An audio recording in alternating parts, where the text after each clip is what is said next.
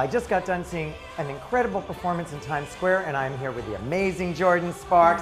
How exciting to perform in Times Square. I got to do the amazing performance in Times Square. It was free, so there were tons of fans there. I'm a VH1 Save the Music Foundation ambassador. It's a very long title, but it's been amazing to be able to do that and be a part of VH1 Save the Music Foundation. They teamed up with the Energizer Bunny, and they are going around and giving grants to schools and helping trying to educate people about, you know, how important music is and the positive energy that I can bring to all these kids, and just being able to keep them in school, because it's kind of unfair to cut an art program. There's so many kids that, you know, want to do that, and that's what their passion is. So they can go to facebook.com and like the Energizer Bunny page, and the cool thing about that is when they like it, $1 is going to be donated to, you know, helping save the music and helping, you know, bring that in and keeping that around. If you can learn an instrument or procure a talent, exactly, it keeps you focused, whether it's football or art or designing or fashion or music. Yeah, well, and like I said earlier, you know, you have all these things. You have sports, and you have mathletes, and you have the debate club, and you have the science club, and you've got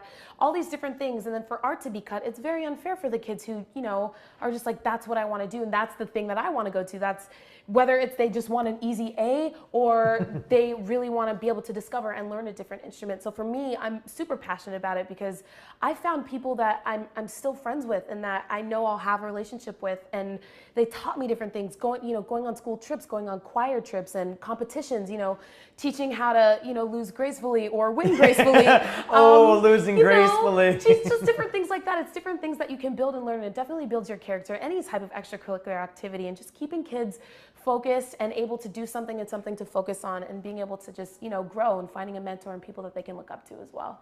So I'm going to take it back a minute, and we're going to talk about your dad, Phillip Sparx. Yeah. He was a football player with the Giants, go Giants, yes, and the Cowboys. You started singing at 18 months, yes. I understand. Yes.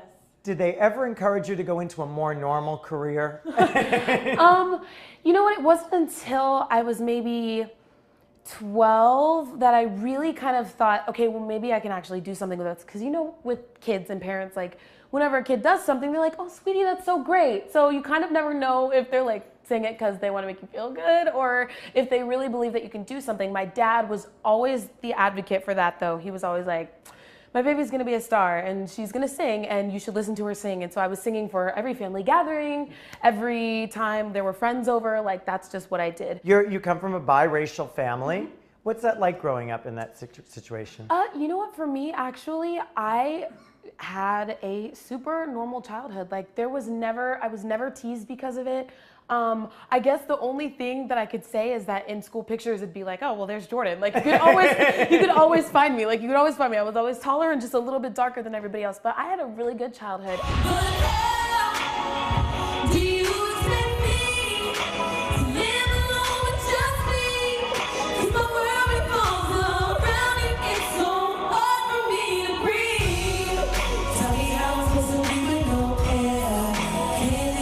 It's kind of your gift to give back. Sometimes exactly. Giving is the best gift. Yeah, for sure. And I've always loved that. I've always loved whether it's like, you know, baking a cupcake and seeing the look on my brother's face. Like, I just love seeing that joy on people's face when, you know, maybe you help somebody up, or like I said, return something, and they're just like, thank you. Like, the look on somebody's face, the joy, like, it's priceless. You can't put a price on that at all.